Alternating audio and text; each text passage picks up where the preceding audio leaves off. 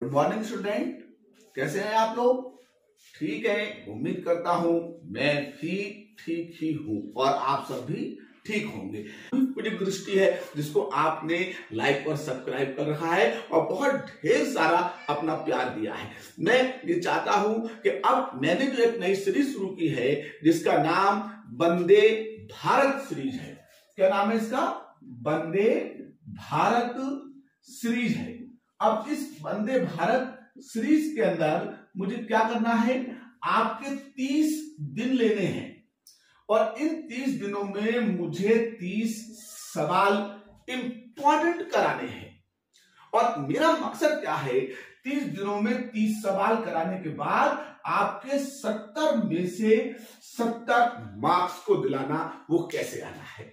तो अब मेरा क्या मकसद है, मैंने एक अपनी नई सीरीज, नई दिशा शुरू की है जिसका नाम वंदे भारत सीरीज है। आपको इसका रोज रात्रि 9 बजे एक सवाल मिलेगा और उस एक सवाल को तैयार करने से आपके इन 70 में से 70 नंबर की तरफ को धीरे धीरे कदम बढ़ने लगेंगे। आप जरा इसको ध्यान से करेंगे और अच्छी तरीके से समझेंगे तो आपने अब तक जो एक साल में नहीं पढ़ा था वो आप क्या कर लेंगे, इन 30 दिनों में फिजिक्स की तैयारी को कर लेंगे। तो अब मैं इन फिजिक्स की तैयारी करने के लिए आपको 30 दिन लेता हूं। 30 दिन में 1 घंटे की एक क्लास में आपको मैं एक कॉन्सेप्ट, एक क्वेश्चन को बहुत अच्छी तरीके से समझाऊंगा। तो उसके लिए आपको क्या करना है, मेरे साथ में पेन कलम लेकर बैठनी है और उसे हल करना है। ठीक है भाई? तो अब इस सीरीज में हमने क्या करना है, 30 क्वेश्चन, 30 दिन, 70 में से 70 नंबर को लाना है। और हमारी सीरीज का नाम क्या है, वंदे भारत सीरीज है। और आज से ही हम इसके पहले सवाल के पहले क्वेश्चन को शुरू करने जा रहे हैं। तो हम शुरू करते हैं 30 दिन 30 क्वेश्चन के पहले क्वेश्चन को, जिसमें मैं सबसे पहले आपको शुरू करता हूं, इलेक्ट्रिकल से बात को शुरू करूंगा और आगे तक पहुंचेंगे। इसमें मैं आपको आज की अपनी क्लास में वैद्युत द्विध्रुव की अक्षीय स्थिति में वैद्युत क्षेत्र की तीव्रता कैसे निकालेंगे, ये हम जानेंगे। ठीक है? तो आज का हमारा जो टॉपिक है, वैद्युत द्विध्रुव, वैद्युत द्विध्रुव की अक्षीय स्थिति में, अक्षीय स्थिति में तीव्रता निकालनी है। अब अक्षीय स्थिति में तीव्रता क्या होती है उसको जानेंगे। तो सबसे पहले वैद्युत द्विध्रुव को हम बताते हैं।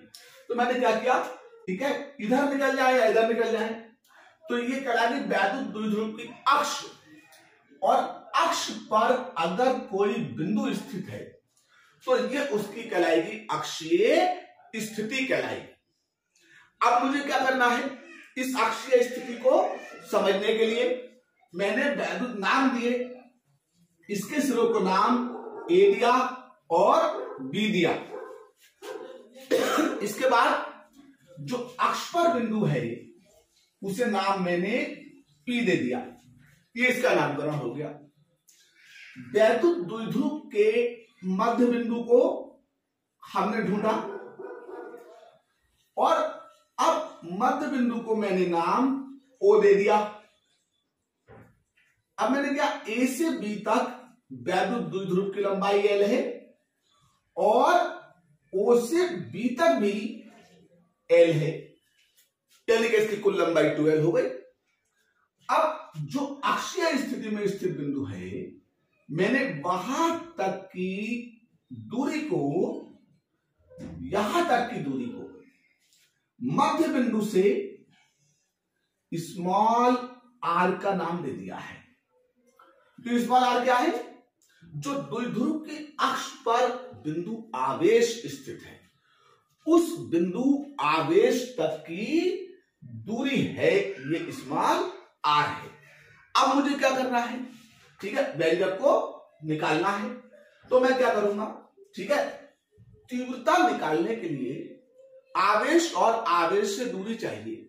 तो यहां पर तो ये इसको जब धक्का दे रहा होगा तो ये इधर की तरफ बढ़ेगा और जब ये इसे खींच रहा होगा, एक प्लस एक माइनस का है, तो ये इधर की तरफ आएगा। लेकिन अब जरा आप एक बात देखिएगा, एक बात वो देखें बहुत अच्छी। मैंने एक एरो बड़ा बनाया, एक छोटा। क्यों बनाया? इसलिए बनाया क्योंकि जब प्रतिकर्षण ज्यादा होगा तो धक्का जोर का होगा तो तीव्रता ज्यादा होगी, और जब आकर्षण कम होगा तो खिंचाव कम होगा तो तीव्रता कम होगी। बात समझ में आई है? इसलिए ये निशान छोटे बड़े आप भी बनाना वहां पर, ठीक है। अब देखें, ये इससे था, ये बी पे था, इसकी तीव्रता को नाम हम ईबी दे देते हैं। ये इससे आकर्षण था, ठीक है, और ये पी पे है तो इसकी तीव्रता को नाम हम ईए दे देते हैं। अब बिल्कुल पगला भी जो होगा वो देखेगा एक ही बिंदु पर दो सदिश एक दूसरे के विपरीत दिशा में है और एक ही रेखा पर है, लेकिन एक ज्यादा और एक कम है। तो रिजल्ट कैसे आएगा भैया? ज्यादा वाले में से कम वाले को घटा के तो आएगा, ज्यादा वाले में से कम वाले को घटाए के तो आना है। तो ज्यादा वाले में से कम वाले को जब हम घटाएंगे, ठीक है, तो परिणामी तीव्रता जो निकल के आएगी, परिणामी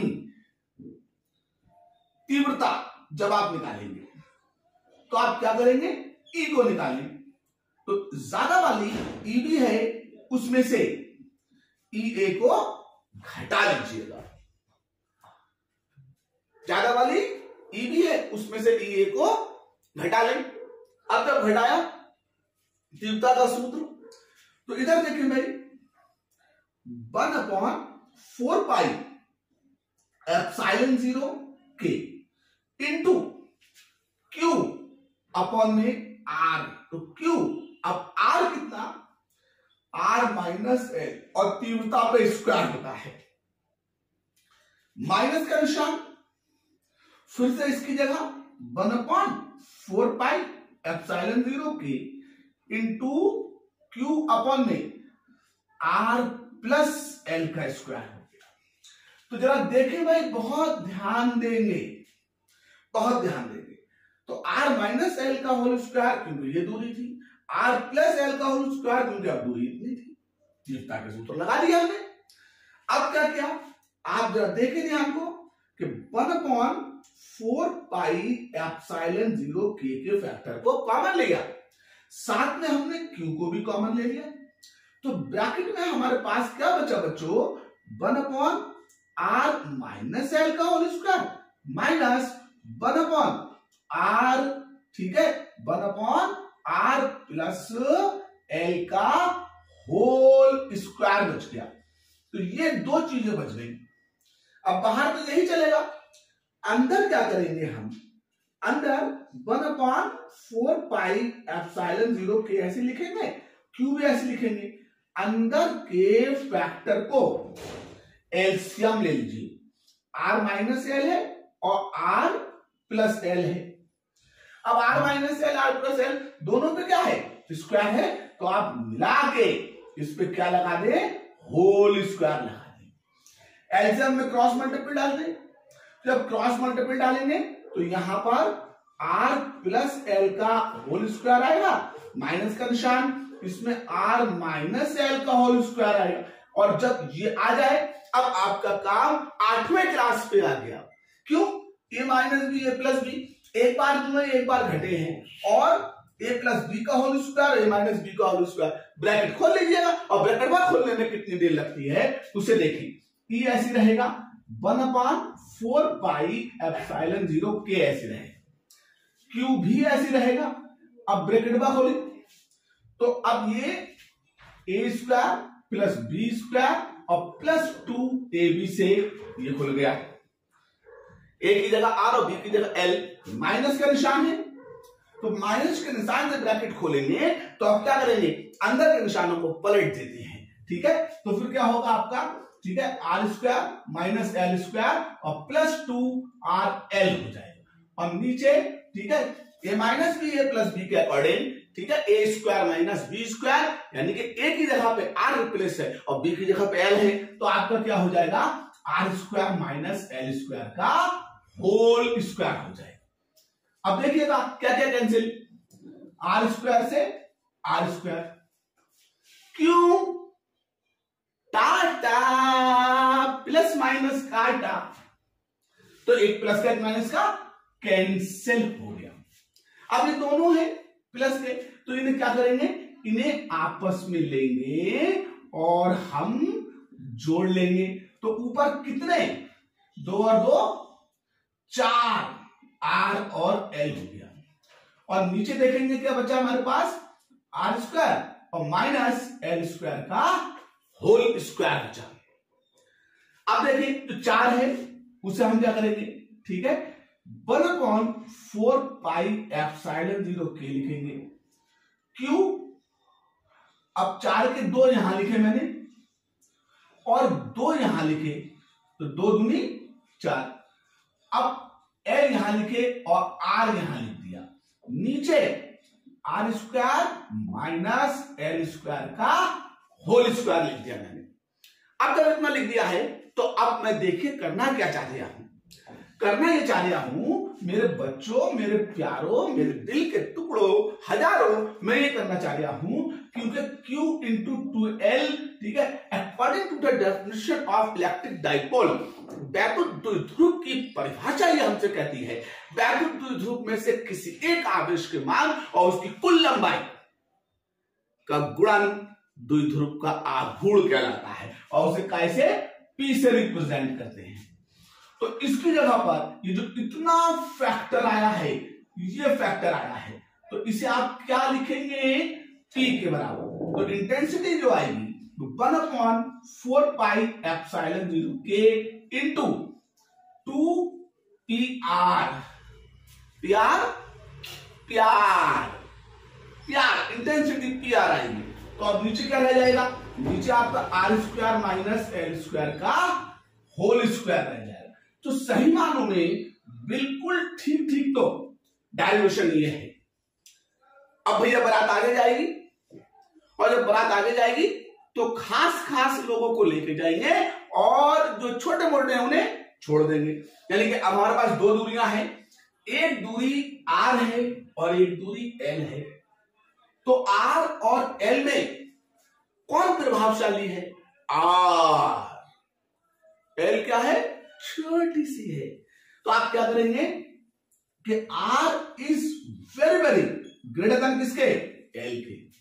तो L 0 नहीं हो गया है, L को नजरअंदाज कर दिया है कि बस तुम्हारी जिम्मेदारी नहीं टकती, अब हम आगे चले।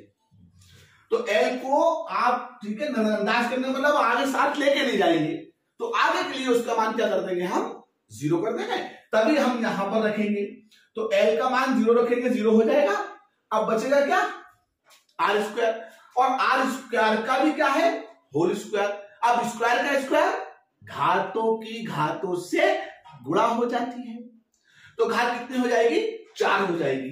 तो उस वक्त में E बराबर 1/4 पाई एप्सिलॉन 0 के इंटू 2PR अपन में R की घात 4, एक घात से एक घात कट के 3 रह जाएगी और इंटेंसिटी जो आ जाएगी 1/4 पाई एप्सिलॉन 0 के इंटू 2P अपन में R³ आ जाएगी।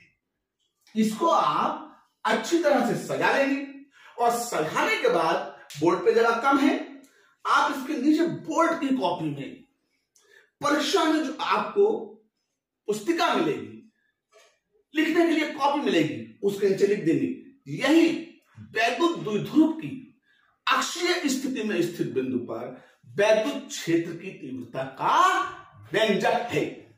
वैद्युत क्षेत्र की तीव्रता का क्या है, व्यंजक। देखिए, आप अगर चाहें कि फिजिक्स की क्लास छोटी सी हो और मैं 5 मिनट में कुछ सीख जाऊं, तो फिजिक्स वाले जादूगर नहीं होते हैं, ठीक है, कि आपको 5 मिनट में सब सिखा दें।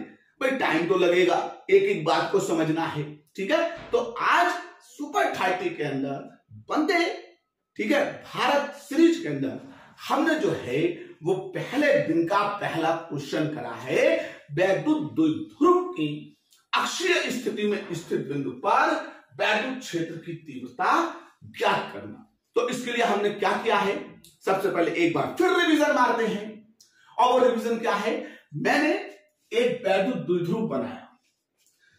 वैद्युत द्विध्रुव क्या, मान में ठीक बराबर, प्रकृति में विपरीत, आवेश एक दूसरे के साथ मिलकर जिस सिस्टम को बनाते हैं वो सिस्टम वैद्युत द्विध्रुव कहलाता है। परिभाषा भी लिख लीजिएगा।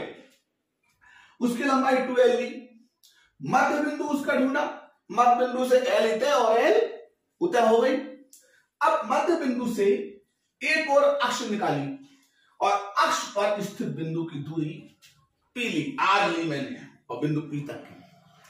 अब आवेश क्योंकि यहां तो है नहीं, आवेश यहां पर है और यहां पर है और मुझे निकालनी क्या है तीव्रता, और तीव्रता निकालने के लिए मुझे आवेश से दूरी चाहिए। तो इसलिए मुझे जब इसकी प्लस से दूरी चाहिए थी तो मैंने r में से l घटा ली, और जब मुझे माइनस से दूरी चाहिए थी तो मैंने r में l जोड़ ली। अब जब दो आवेश के बीच की दूरी कम होती है तो उनपे प्रतिकर्षण ज्यादा होता है, और दूरी ज्यादा होती है तो फिर ठीक है प्रतिकर्षण या आकर्षण कम होता है। तो उसी का मैंने इस्तेमाल किया। अब इनके बीच की दूरी कम है तो फिर इसका ठीक है मान ज्यादा होगा, और इनके बीच की दूरी ज्यादा है तो फिर इसका मान क्या होगा, कम होगा। इसलिए बिंदु P पर आप कभी भी बराबर के निशान मत लगाना। जिसकी दूरी कम उसका निशान बड़ा, और जिसकी दूरी बड़ी उसका निशान छोटा लगा लेना। जब ये दो बातें हो जाए फिर क्या करेंगे, अब रिजल्ट निकालना है तो एक उधर धक्का दे एक इधर धक्का दे, तो जो ज्यादा ताकतवर होगा उसी में से तो घटा के निकालोगे, तो फिर ज्यादा वाले में से कम वाले को घटा लेंगे। घटाने के बाद तीव्रता के सूत्र रखना शुरू करेंगे। तीव्रता 1/4 पाई एप्सिलॉन 0 के इनटू q अपॉन में दूरी का वर्ग। तो अब दूरी यहां कितनी थी r माइनस एल, तो r माइनस एल का वर्ग। यहां कितनी है r प्लस एल, तो r प्लस एल का वर्ग हो गया। दोनों में 1/4 पाई एप्सिलॉन 0 q क्या निकला, कॉमन निकला। और अब अंदर के फैक्टर रखे। अंदर के फैक्टर का हमने क्या किया, एलसीएम ले लिया है। अब एलसीएम लिया, दोनों पे स्क्वायर था इसलिए पूरे का होल स्क्वायर लगा दिया, क्रॉस मल्टीपल डाली। r प्लस एल के होल स्क्वायर की इस वन से माइनस अपनी जगह रहेगा, r माइनस एल के होल स्क्वायर की उस वन से गुणा कर दी। अब ये दिखा a प्लस बी का होल स्क्वायर, तो a square plus B square plus 2ab। ये दिखा a माइनस बी का whole square, a square plus B square minus 2ab। लेकिन माइनस था तो प्लस वाले माइनस के होगा, माइनस वाले प्लस के हो गए। अब जो एक से थे प्लस माइनस के वो आपस में क्या हो गए, कट गए। आर स्क्वायर से आर स्क्वायर कट गया, एल स्क्वायर से एल स्क्वायर कट गया। बचा क्या, 2rl ये बचा और 2rl ये बचा। ठीक है, और ये जो a माइनस बी था a प्लस बी था, ये a square minus B square से R square minus L square हो गया। होल स्क्वायर जैसा लगा था वो वैसा ही लगा रहेगा। फिर क्या करा, जो 4rl हुए उस 4 को 2 गुणा 2 लिखा। ठीक है, अब एक 2 l के साथ रहा, एक 2 q से पहले आ गया, और जो q इंटू 2l था वो वैद्युत द्विध्रुव का आघूर्ण p होता है, उसे हमने p लिख दिया। अब क्या बचा, ठीक है, अब इसमें r नहीं जा रहा था तो अब हमें सवाल आगे तक लेके जाना था। वैसे सवाल नहीं खत्म हो गया, अगर आपको अब आगे तक जाना है ठीक है, तो जो खास स्पेशल लोग हैं उन्हीं को लेकर जाओगे।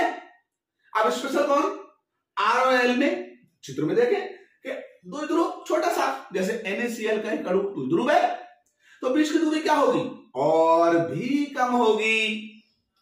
तो RL की तुलना में L is very very less than R।